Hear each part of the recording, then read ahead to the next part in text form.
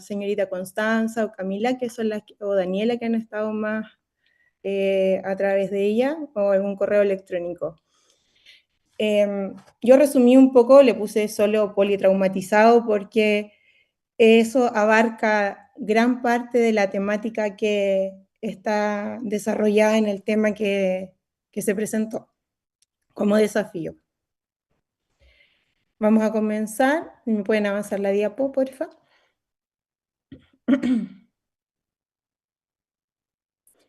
Bueno, esta presentación no tengo conflictos de interés, salvo una buena atención del paciente por parte de todos ustedes cuando les toque. Avancemos.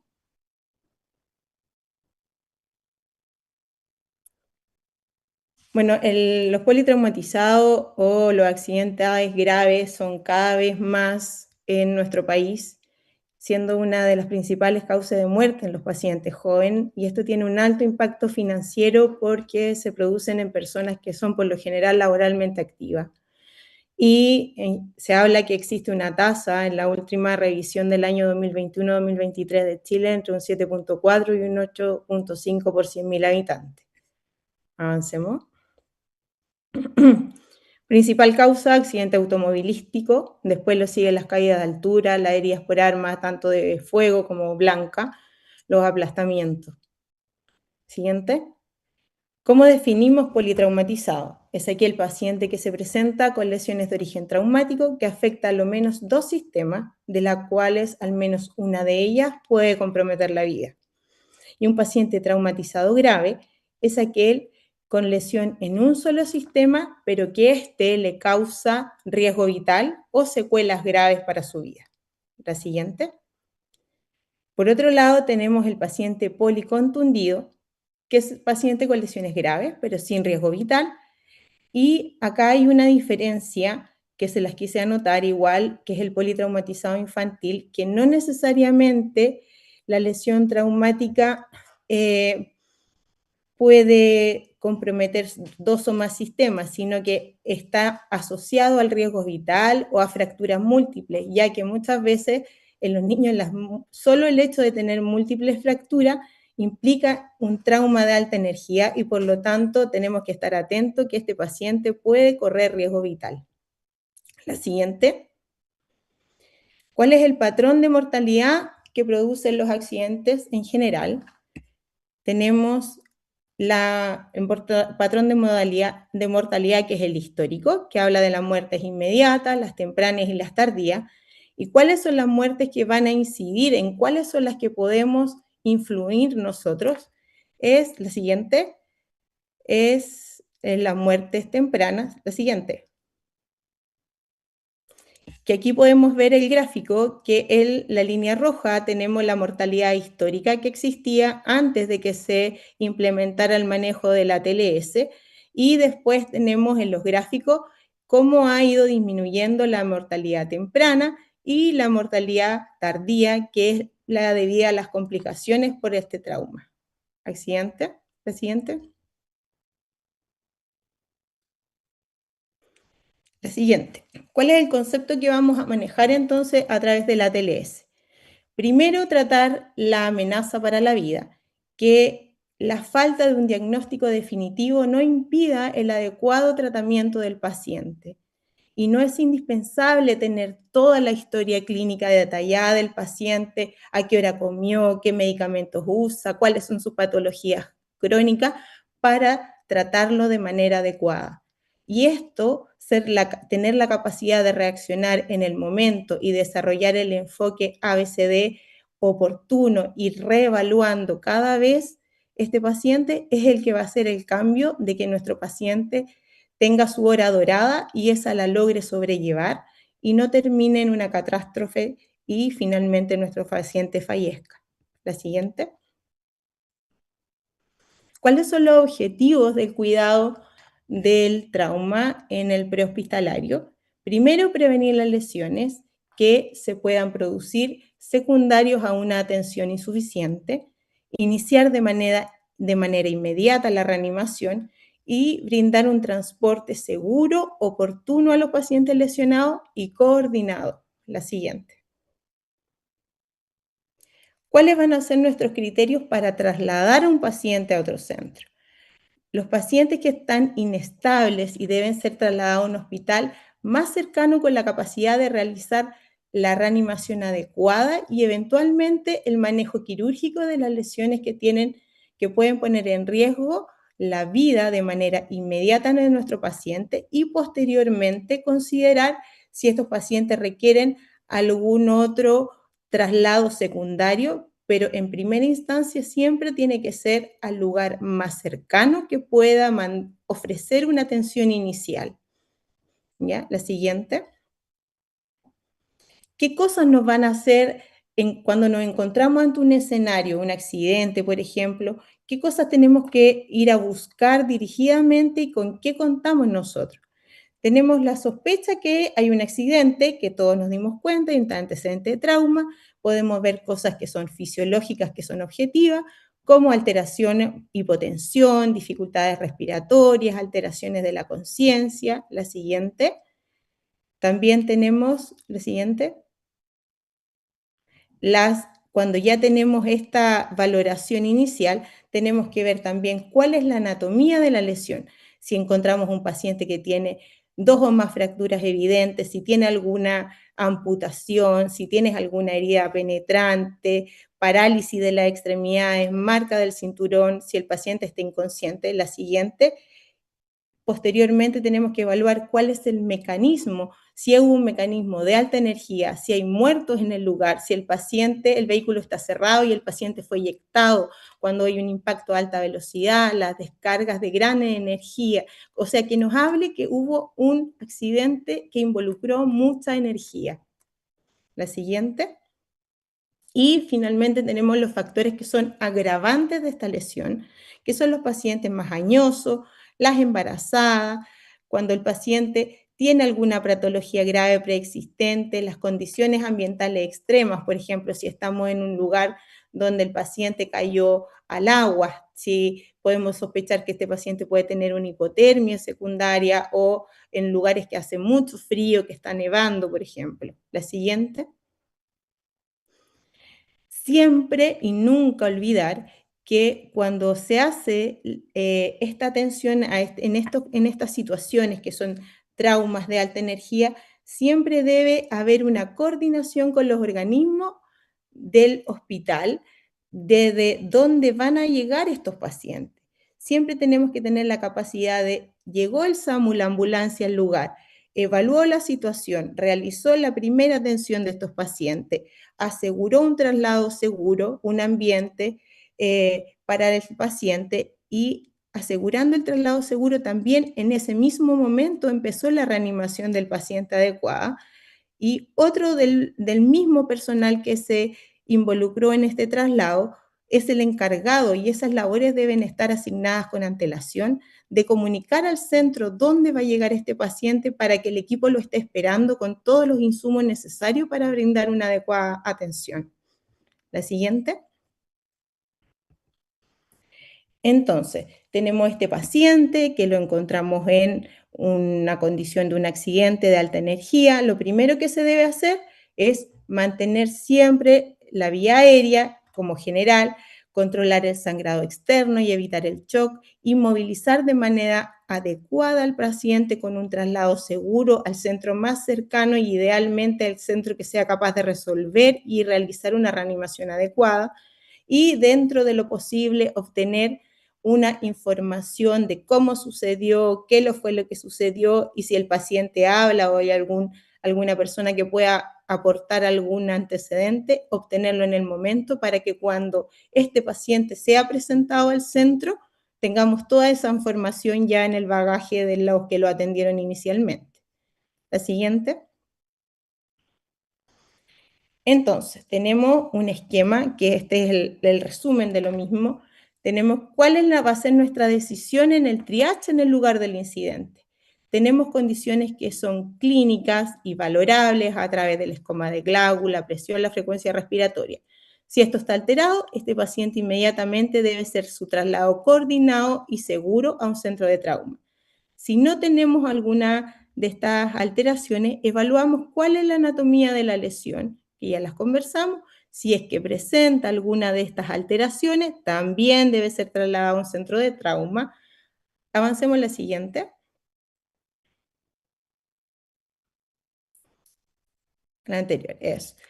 Si el paciente evaluamos esta lesión y se evidencian lesiones de alta energía, también debe ser estabilizado y con un adecuado transporte al centro de trauma. Y si estos pacientes finalmente no presentan esas lesiones, ahí consideramos las condiciones especiales o del paciente para lograr el traslado. La siguiente. ¿Y cuáles son esas consideraciones? Que ya hablamos, que son los pacientes más añosos, las embarazadas, los niños, los con quemadura, y finalmente está el criterio de quien realiza los traslados. La siguiente. Entonces, tenemos nuestra paciente, nuestro escenario, comienza la reanimación y empezamos con el ABCD prehospitalario, que es básicamente el mismo con el que vamos a iniciar después en la fase hospitalaria. Entonces, primero, la A, que es la vía aérea con la protección de la columna cervical, y siempre si el paciente habla, te responde, está tingente, ahí ya tenemos la evaluación de la vía aérea, está la vía aérea permeable porque te habló, y C, tiene una buena irrigación porque está consciente. Incluso él te puede ir dando información y te puede aportar mayor información incluso del accidente, cómo fue. Y cuando esto no es posible, ahí recién instrumentalizamos la vía aérea, que puede ser algo simple como una cánula mayo, o en caso necesario asegurarlo con una vía aérea avanzada, cuando es posible, porque tenemos que tener personal capacitado en el lugar para poder hacer esto. La siguiente. La B de ventilación tenemos dos posibilidades, como ya dije. El paciente conversa, tiene una ventilación espontánea efectiva, entonces solamente se oxigena, se aporta oxígeno. La siguiente. O cuando este no es posible, hay que asegurar una ventilación asistida con puede ser una vía aérea avanzada. Siempre tenemos que tener en esta letra, revisar si este paciente está cursando con algún cuadro de neumotórax. Atención, porque si en ese instante aportamos volumen de ventilación a este paciente, podemos aumentar y complicar aún más este neumotórax. O sea, en esta letra es cuando nosotros revisamos al paciente si el tórax se mueve, si ventila, si hay alguna asimetría, si el paciente está comprometido de conciencia. Acuérdense que hay que mirar, escuchar y sentir, usar todos sus sentidos cuando están ante un paciente. Y cuando hay un neumotórax abierto, poner un parche de 3 puntas. La siguiente.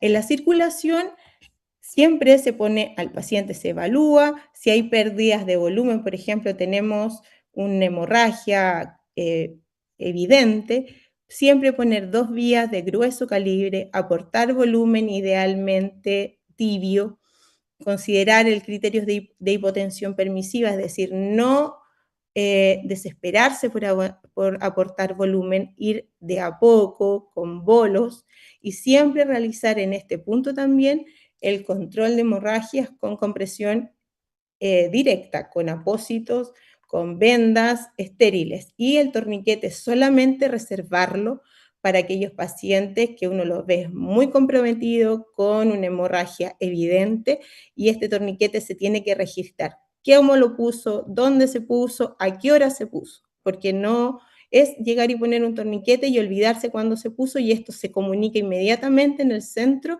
cuando llega el paciente del traslado. La siguiente.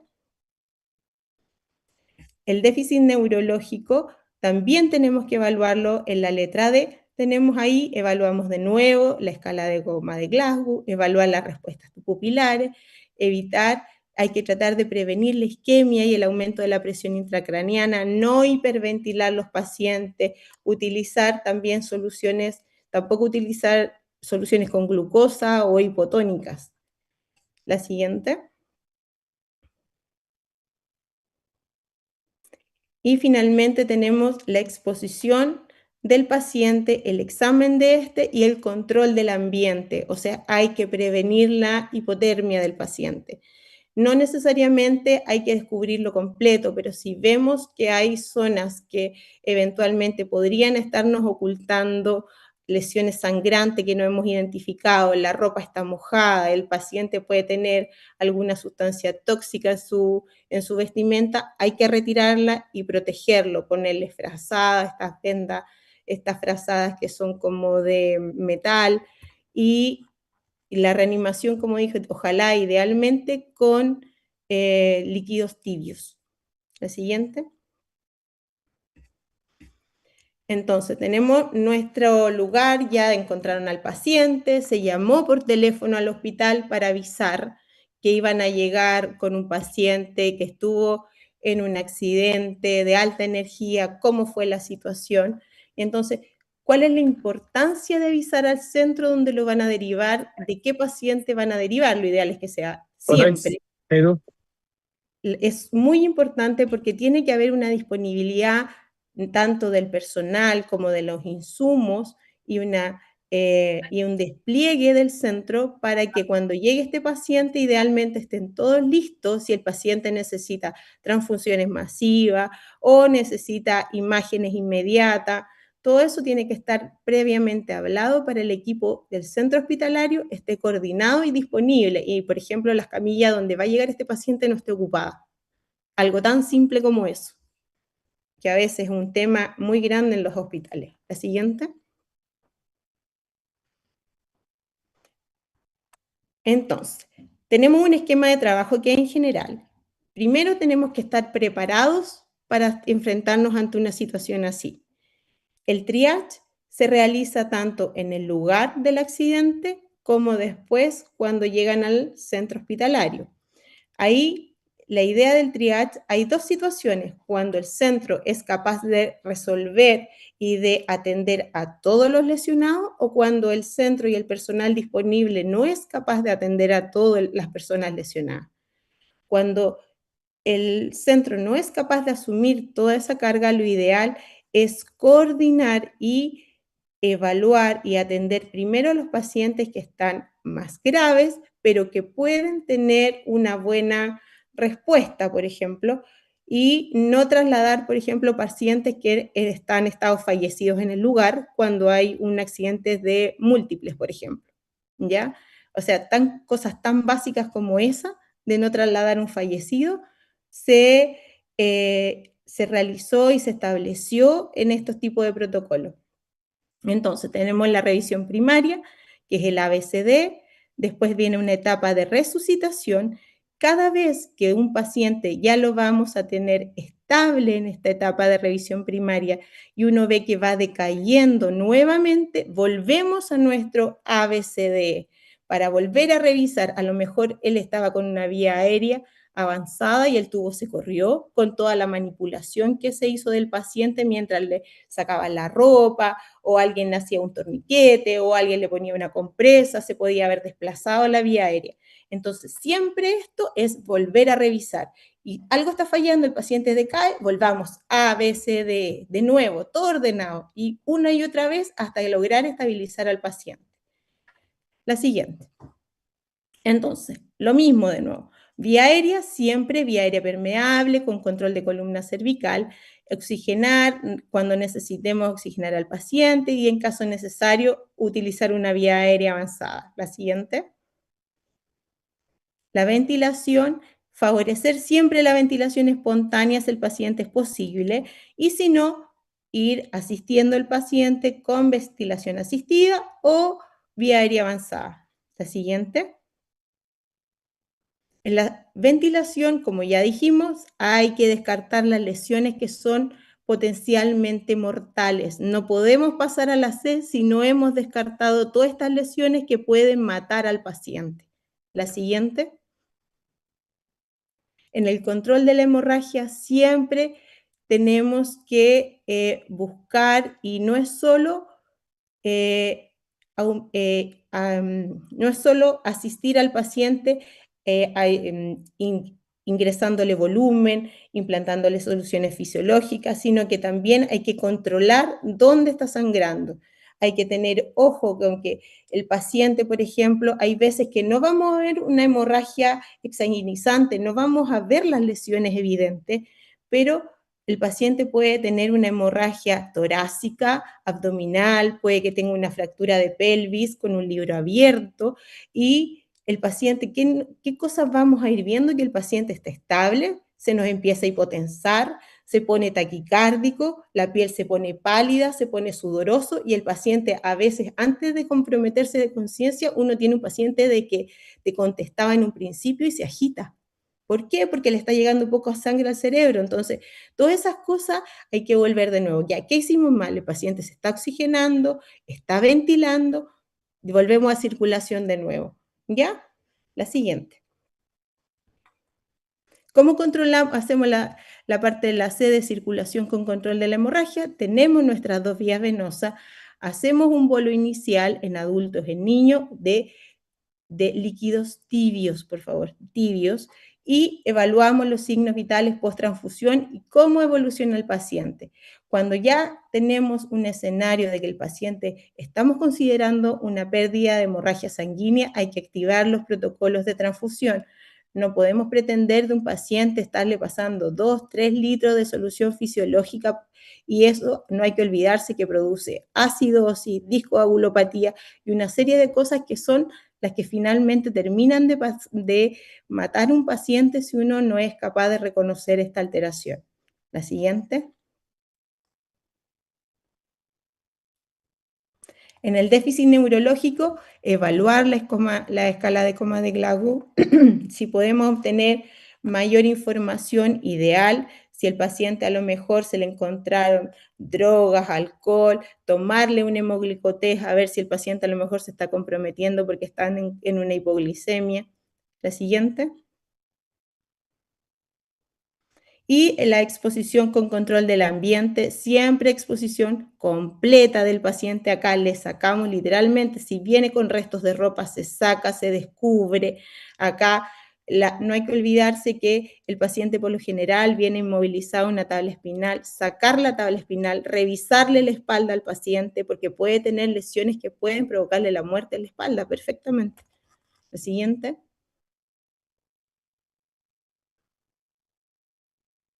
Identificar siempre las causas de shock. Y el principal shock es que va a matar a los pacientes es el hipovolémico. Tenemos que identificar el neurogénico, los neumotórax a tensión, etc. Lo siguiente.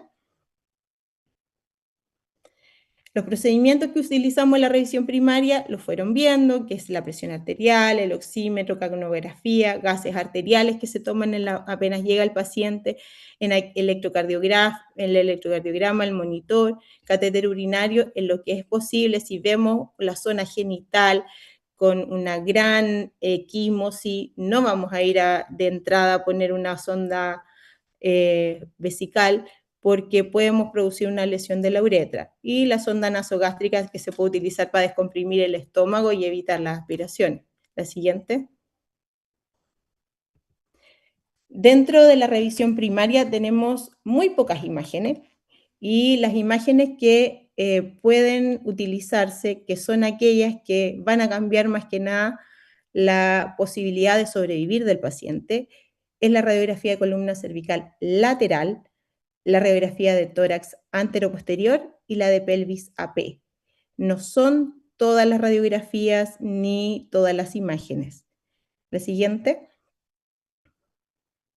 Siempre tener pendiente y tener presente que no podemos pretender estar haciendo el examen a un paciente en un centro que a lo mejor no tenemos la capacidad de resolver y de apoyarlo con las tecnologías y con los conocimientos o con los procedimientos que el paciente necesita.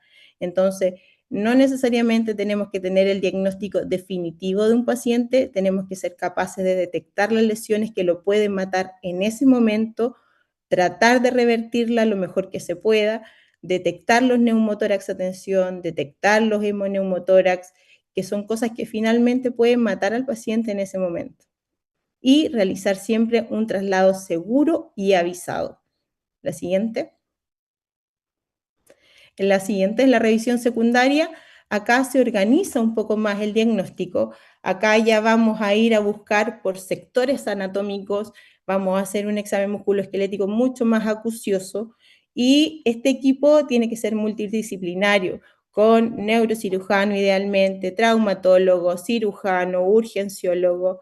La gente de radiología tiene que estar pendiente que este paciente le vamos a hacer exámenes cuando ya esté estable, cuando ya esté en condiciones de tomarle un escáner, por ejemplo, y siempre tenerle el concepto de que si el paciente tiene que ir siendo reevaluado constantemente, no porque un paciente llegue estable, aunque esté, si está involucrado en un accidente de alta energía, hay que estarlo reevaluando de manera constante porque en cualquier momento se puede descompensar. Y siempre tener en mente que a lo mejor va a necesitar para un manejo definitivo un traslado a un centro de mayor complejidad. La siguiente. En relación a la parte de traumatología, ¿qué nos compete a nosotros? Principalmente las lesiones de columna cervical, las del anillo pélvico y las fracturas de extremidades. Y entre ellas principalmente las fracturas expuestas. La siguiente. La siguiente. En la columna cervical, la inmovilización debe ser con un collar adecuado para el cuello del paciente. Hay que fijarse porque muchas veces los pacientes llegan inmovilizados con un collar que era el que había en el SAMU, pero no es el más adecuado para el paciente. Generalmente ocurre en aquellos pacientes que tienen el cuello más corto, que llegan puesto por cualquier lado. Fíjense cómo está puesto el collar, que el collar no sea un impedimento para que el paciente ventile, por ejemplo. ¿Ya? Y el traslado, como ya les decía, es una tabla espinal rígida. La siguiente, ¿ya? Hay que evaluar las deformidades, los aumentos de volumen, palpar siempre si el paciente está consciente, si él tiene o no tiene molestia. La siguiente. Y no olvidar que la tabla espinal es de traslado. El paciente no puede estar 4 o 5 horas en una tabla espinal. El paciente se trasladó, llegó al centro, se retira la tabla espinal, se mantiene el control de la columna cervical. La siguiente.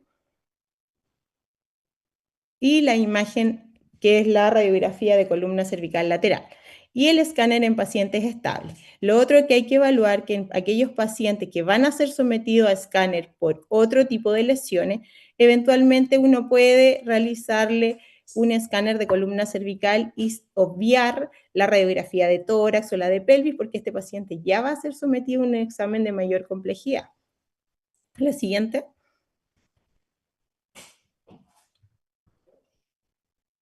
También se habla de que aquellos pacientes que requieren alguna descompresión quirúrgica temprana por un equipo neuroquirúrgico, idealmente se ven favorecidos en aquellas que se realiza antes de las 24 horas, ya que mejora la recuperación neurológica y reduciría su estancia hospitalaria. Pero eso es ya en el manejo cuando ya tenemos a un paciente estable, ya revisado y que se va a empezar su tratamiento definitivo de las lesiones en muchos de los casos. La siguiente. La siguiente, en las lesiones del anillo pélvico no hay que olvidar que para que fracture la pelvis tiene que haber sido un trauma de muy alta energía. Siempre hay que buscar otro tipo de lesiones asociadas, evaluar la estabilidad del anillo pélvico, ya que esta nos va a llevar por lo general cuando está inestable a una inestabilidad hemodinámica. Ya, la siguiente. Cuando se produce una fractura de la pelvis, esta por lo general, afortunadamente, es más compresiva y no se produce un aumento del volumen pelviano. Cuando se produce una lesión en sentido axial, por cizallamiento o por compresión anteroposterior, estas aumentan el volumen de la pelvis, aumentan la posibilidad de sangrado en el retroperitoneo, que finalmente puede ser inclusive exsanguinizante para un paciente. La siguiente.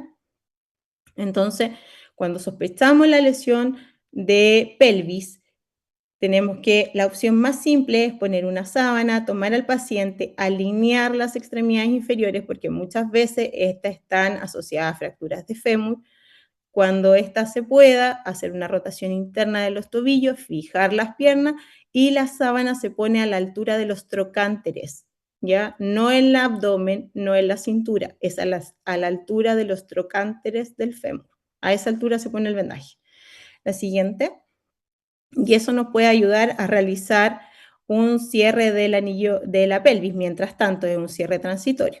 El pantalón neumático, eso se puede usar en algunos casos, pero en general también requiere extremidades que no estén dañadas.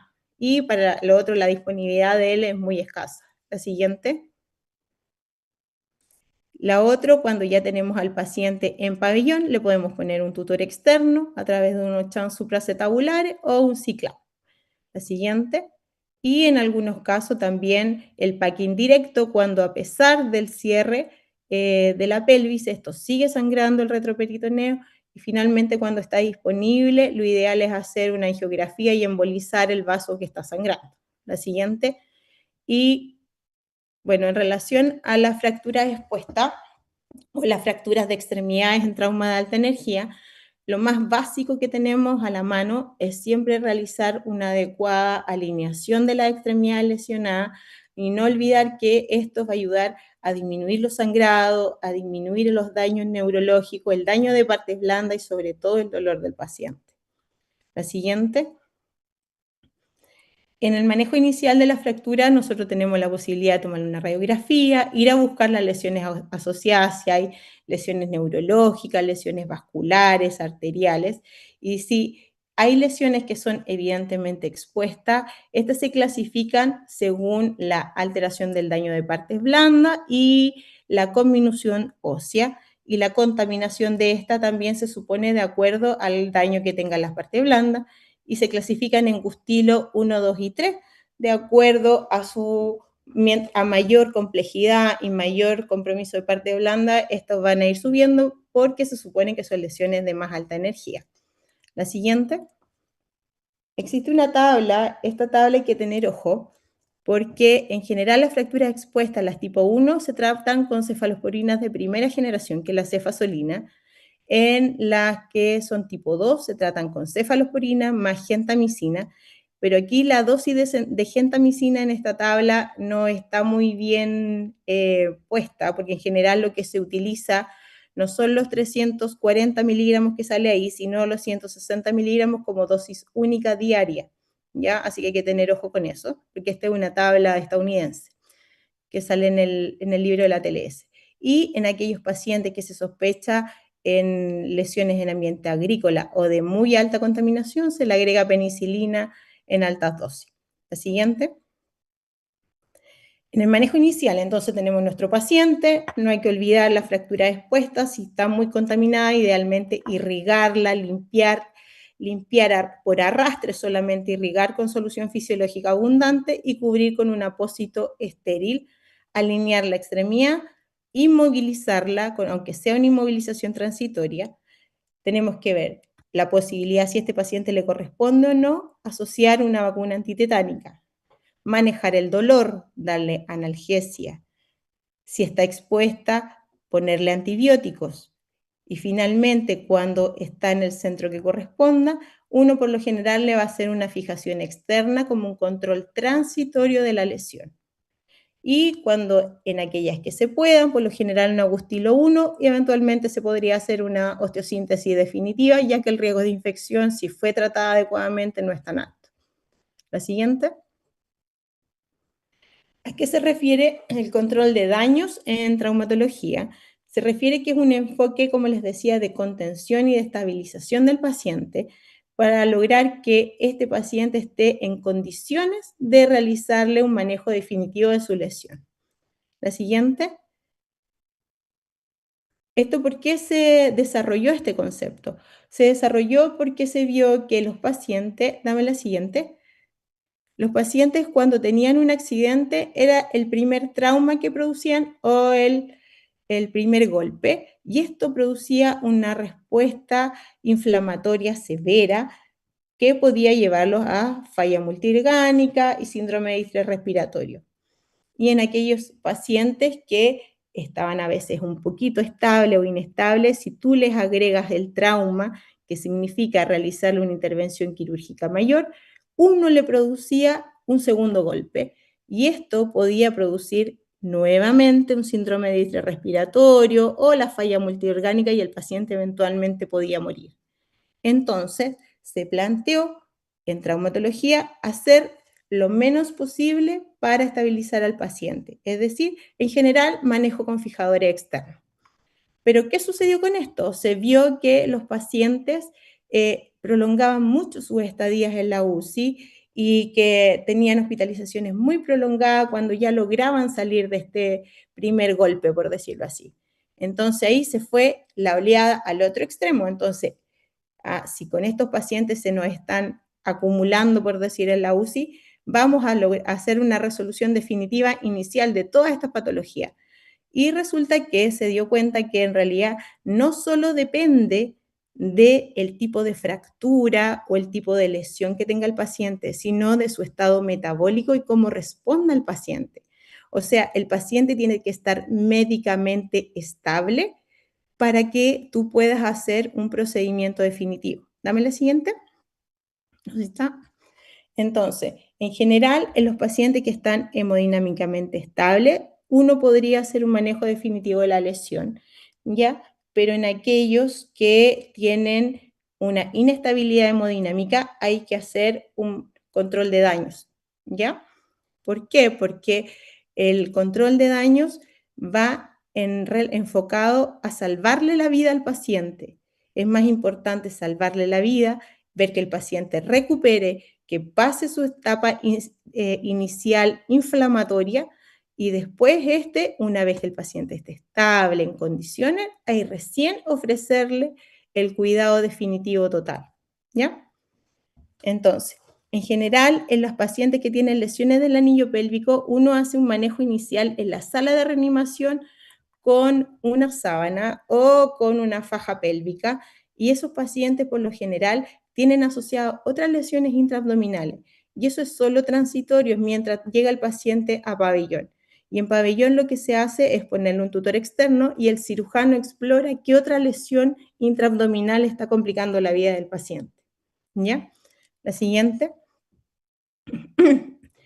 Entonces, tenemos muchas veces que idealmente en todos los centros se contara con la angiografía, ya que estos pacientes que a pesar del cierre del anillo, a pesar de que muchas veces se le hace un packing pélvico o se soluciona lo que evidentemente está sangrando intraabdominal, tenemos que la parte del retroperitoneo sigue sangrando. Y en esos pacientes son los que idealmente está indicado realizar una angiografía a la brevedad lo antes posible, idealmente antes de las primeras 3 horas. La siguiente. Entonces, esto es lo que yo le estaba adelantando. Hay dos versiones que son cuando hay lesiones de los huesos largos o fractura, estos pacientes los vamos a fijar inmediatamente cuando lleguen y ya estén, entre comillas, más estables, o vamos a esperar que se pase este episodio inicial de distrés respiratorio. La siguiente. Entonces, en general, lo que se busca siempre en traumatología es evaluar en conjunto con el médico de cabecera, el médico de la UCI del paciente, que este paciente esté en buenas condiciones, que esté en una condición estable de su patología inicial y de las otras patologías que le pudieron haber causado la muerte, y así evitar el second hit por el estímulo quirúrgico que podríamos eventualmente provocar nosotros fijándole, por ejemplo, 2 fracturas de fémur. La siguiente. Entonces, tenemos que tener ojo también en aquellos pacientes que tienen lesiones de alta energía, que muchas veces tienen riesgo de pérdida de la extremidad, de tener un muy buen registro. ¿Y quiénes son aquellos pacientes que pueden perder la extremidad? Son los que tienen lesión en al menos 3 sistemas o tejidos. Son aquellos que tienen un pronóstico reservado y un compromiso eventualmente vital y de la función. La siguiente. Para esto se estableció un score, que es el MES, que vamos a evaluar cuál es el daño esquelético y de los tejidos blandos, cuánto tiempo lleva en isquemia la extremidad, si nuestro paciente está en shock y si este paciente también qué edad tiene. Y de acuerdo a esto nos va a dar una puntuación. Cuando en general la puntuación es mayor a 7 puntos, la posibilidad de amputación de este paciente de la extremidad por el daño de la extremidad es de alrededor de un 100%. La siguiente. Entonces, en general, ¿cuándo vamos a planificar esta segunda cirugía después de la inicial? Entre 2 y 4 días post-trauma, se ha visto que se relacionaba, como yo les decía, una mayor respuesta inflamatoria porque estaban todos los mecanismos compensatorios echados a andar y toda la respuesta de interleuquina en máximo nivel. En cambio, si se difería unos cuantos días, se disminuía esta respuesta inflamatoria y el cuerpo alcanzaba a reaccionar y a estabilizarse. En síntesis, lo que se busca en este momento es el equilibrio entre realizar una cirugía temprana en aquellos pacientes que pueden estar en condiciones y están estables, hacer en realidad una cirugía definitiva que sea segura. Y esto es una mezcla entre el control de daño y la atención temprana apropiada. ¿Ya? Entonces, ¿en quiénes pacientes vamos a ofrecer un tratamiento definitivo? Más que nada en aquellos que no tengan la posibilidad o que su lesión traumática no sea tan grave y que no tenga tanta posibilidad de una respuesta inflamatoria sistémica.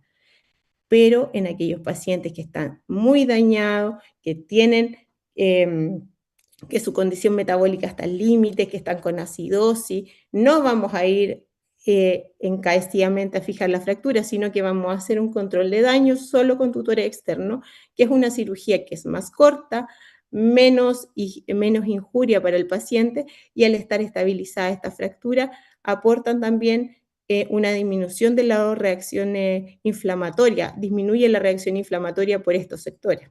La siguiente. Y por último, nunca olvidar ir anotando todo lo que están haciendo, tener un registro durante toda la evaluación del paciente. A lo mejor no se va a poder hacer cuando el paciente llegue. Lo ideal es que el equipo tenga roles asignados para que no estén chocando entre ustedes y cada cual sepa lo que tiene que hacer. Y todo esto después que pasa el evento o entre medio, cuando se van dando los espacios, irlo registrando. Siempre registrar todo cuando el paciente esté consciente, obtener los consentimientos que sean adecuados.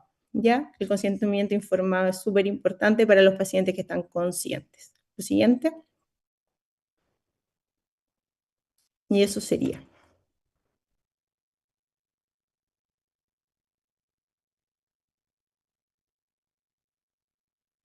Agradecemos a la doctora por Recording su stopped. excelente presentación, justamente con las redacciones online. Doctora, ahora Ujú. queríamos abrir un espacio para todas las consultas que puedan tener los oyentes, mientras, para que todos sepan, este es el QR de la asistencia para que puedan ir marcando la asistencia el día de hoy. Y ya veo manitos levantadas, doctora, así que le dejamos este espacio para todas las ¿Me puedes consultas. ver en el chat? Ya, yo lo voy viendo en el chat y En el chat no salen cosas del certamen. sí, todavía no. Había una manito levantada de Diego, si no me equivoco. Aquí va la primera pregunta. Sebastián Mm. Astroza dice, en fractura expuesta en contexto agrícola, ¿se prefiere metronidazol o peni? Penicilina.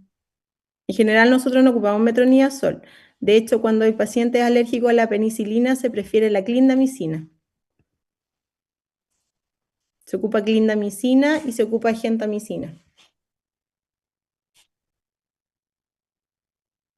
Ya, perfecto. Enviaron un link.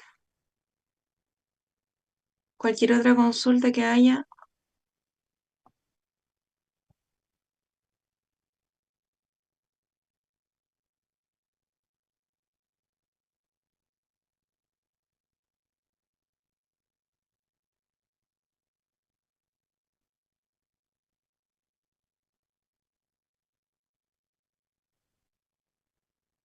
Bueno, Vamos a dejar unos 5 minutitos. en resumen, lo que tienen que tener súper claro es que Cuando tengan un paciente politraumatizado, idealmente, en general a ustedes no les va a llegar, a no ser que se dediquen a la parte del SAMU, ambulancia, que les va a tocar la parte de la coordinación, más que nada en los traslados del paciente desde el lugar del accidente al centro asistencial. Lo más probable es que a ustedes les toque cuando el paciente llega al centro asistencial, que lo inmovilizaron los bomberos o el personal del SAMU muchas veces llega y los bomberos tienen inmovilizado hasta el que andaba caminando en la esquina. Entonces hay que tener ojo porque hay pacientes que requieren una atención inmediata y otros que pueden esperar. Los que pueden esperar hay que, en general, los del SAMU están súper bien capacitados y ellos mismos van a ser los que les van a decir, doctor, este paciente primero. Por lo general eso es lo que pasa. Y ustedes siempre pueden tener súper claro su esquema del ABCDE, pero tienen que estar conscientes de que si el paciente se empieza a deteriorar, hay que volver a la A, siempre. Que a lo mejor simplemente el saturómetro se le soltó o el paciente se empezó a agitar y se sacó todas las vías. Aseguren las vías venosas, porque si no tienen una vía venosa no tienen cómo reanimar al paciente. Si tienen la sospecha de una hemorragia masiva, hablen al banco de sangre incluso antes de que llegue el paciente, que le preparen las unidades de plasma, de plaqueta y de sangre sin clasificar. ¿Ya? Avisen a su cirujano, avísenle al anestesista de pabellón que no meta a nadie porque a lo mejor van a tener que pasar a alguien a pabellón. Todas esas son coordinaciones que hay que hacer cuando uno se entera que el paciente va a llegar. Desocupar a lo mejor la sala de reanimación que estaba con un paciente esperando cama, que son cosas habituales que pasan. Mira, en general la dosis de gentamicina es de 160 miligramos, dosis única diaria, ¿ya? La que tiene variaciones es la cefazolina por kilo de peso, que eso está ok con la tabla que está publicada. Y la penicilina en general, las dosis máximas que se ocupa son 5 millones cada 6 horas.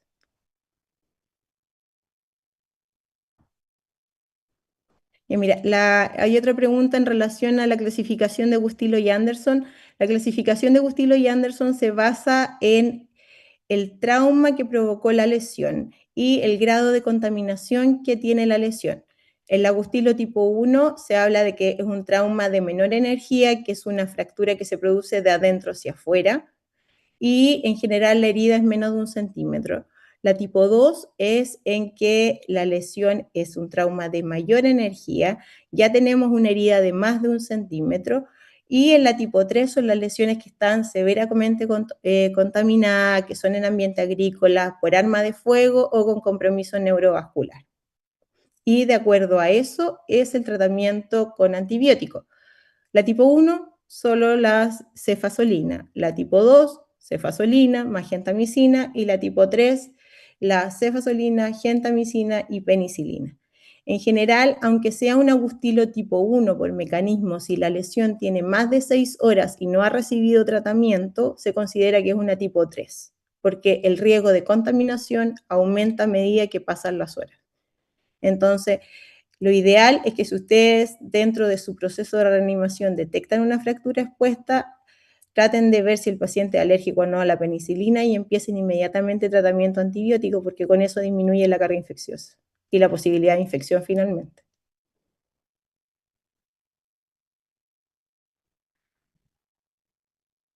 Doctora, Ujú. hola, buenas noches. Tengo una consulta respecto a el trabajo en equipo dentro del contexto que nos está presentando. Em, Usted mencionó que los paramédicos en general y el equipo está bien capacitado, pero ¿hay algún protocolo de acción que nosotros como médicos pudiéramos, sobre el cual pudiéramos trabajar para mejorar el tiempo de atención y qué indicaciones deberíamos nosotros estar dando a nuestros equipos de trabajo para mejorar los tiempos y la atención eficaz como usted lo está presentando? Lo que pasa es que en general, cuando tú tienes pacientes que son politraumatizados, hay siempre una coordinación interna en los equipos que quién hace cabeza de este equipo. ¿Ya? Siempre la cabeza del equipo en general es un médico, ¿ya? Y su brazo derecha es la enfermera o el enfermero que tiene al lado, ¿ya?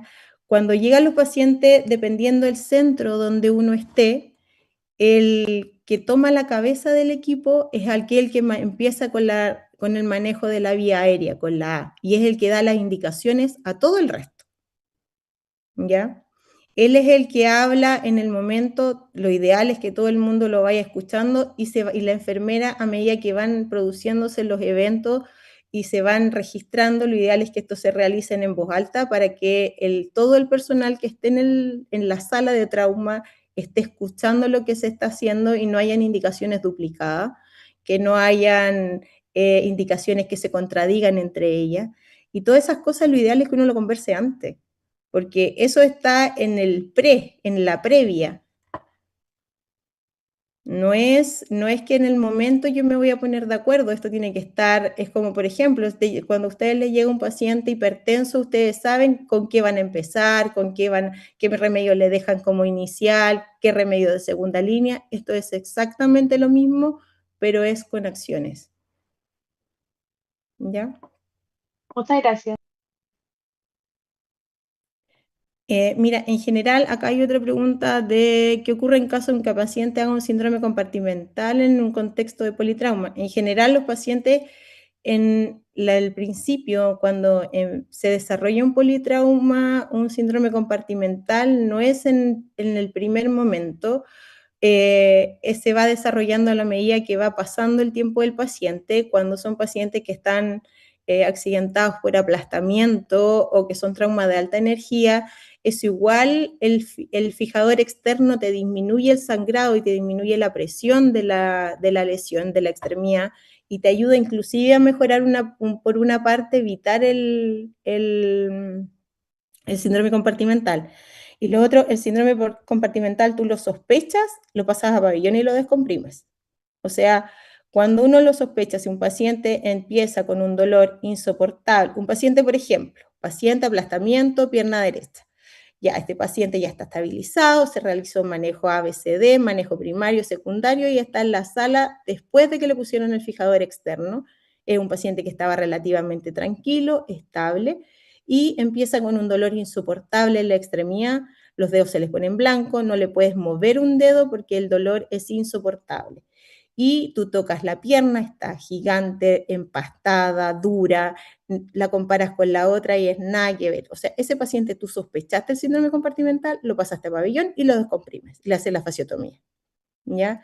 Uno no se pone a hacerle la prueba de presión de compartimento, ninguna cosa, porque son tiempo dependiente, porque esto si tú no lo descomprimes, es músculo que se muere, son nervios que se mueren y se disminuye la irrigación y se dañan los tejidos finalmente. Y tiene el riesgo el paciente de perder la extremidad. A ver. Ya, mira, en general, o sea, yo esa pregunta incluso se la hice a un infectólogo porque me llamó mucho me llamó mucho la atención que hablaran de 340 miligramos de gentamicina en un paciente de 70 kilos, ¿ya? En general, en Chile está aceptado que se utiliza una dosis de 160 miligramos, que sería tan efectiva como dosis única, y eso evitaría las complicaciones por el uso de aminoglicosídeo, que es el daño renal y el daño del oído. No olvidarse que estos pacientes, en un contexto de un paciente, un politrauma más encima, con mayor razón, porque es un paciente que la bulimia es su piedra de tope, ¿ya? Así que en general, el paciente si pesa, si tú calculas una dosis de 5 miligramos por kilo y te da más de 160 miligramos por kilo, dale solo 160, porque esa es la dosis que ha demostrado ser efectiva por lo menos en nuestro medio, y es lo que está en general avalado por todo el mundo, ¿ya? Acá en nuestro país, en otro país no sé, pero acá por lo menos eso es lo que está aceptado.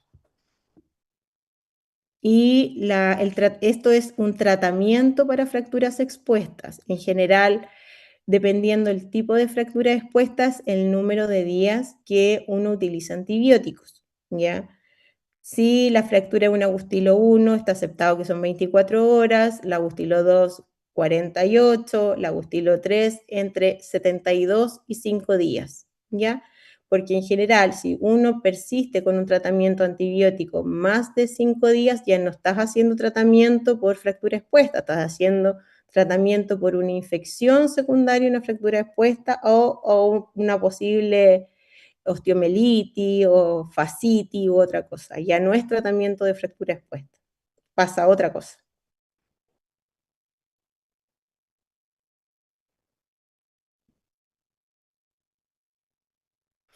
El que preguntaba acá por el manejo del paciente pediátrico, mira, en general el paciente pediátrico no es un adulto pequeño. O sea, en niños tú hay veces que no encuentras ninguna fractura y tienen lesiones de órganos blancos, ¿ya? Entonces, el enfoque en general, el ABCD se cumple igual, pero hay que estar mucho más atento porque, por ejemplo, cuando lo atropella un auto, el principal que se lleva el trauma es la cabeza, la columna cervical y la parte tóraco-abdominal. Cuando tú encuentras una fractura de pelvis en un niño, es un paciente que por lo generalmente cuando lo ves está choqueado y el riesgo de falla es inminente porque para que se fracture una pelvis en un niño muchas veces requiere mucha más energía y la superficie que absorbe la energía es menor. Entonces, el daño que puede tener es mucho mayor con menos energía de la que recibe un adulto, por una parte. Por otro lado, la reanimación del niño tiene que ser de acuerdo más o menos a los kilos de peso, pero no hay que olvidarse de eso tampoco. Y como les decía, el trauma de partes blandas en los niños muchas veces es mayor que lo evidente que las lesiones externas que pueda tener. Y lo otro, que los niños tienen su metabolismo impecable, entonces los mecanismos de compensación de los niños es mucho más alto que de un adulto. Es lo mismo cuando uno ve, por ejemplo, una embarazada. Las embarazadas se manejan en un sistema de hipotensión, ellas están por lo general más hipotensas, los adultos mayores tienen muy poca reserva funcional, entonces todas esas cosas que sabemos que son metabólicas de los pacientes solo por tener cierta edad, solo por estar en alguna condición especial, son cosas que pueden agravar un trauma. ¿Ya? O nos pueden hacer muchas veces creer que un paciente está muy estable y en cualquier momento el paciente se descompensa y no sabemos por qué si no estamos atentos. Así que ojo con esos pacientes que son especiales, sobre todo en los niños, porque los niños compensan súper bien los sangrados hasta que ya llegan a un punto como de no retorno y se descompensan de una. No tienes mucho tiempo ni margen de error.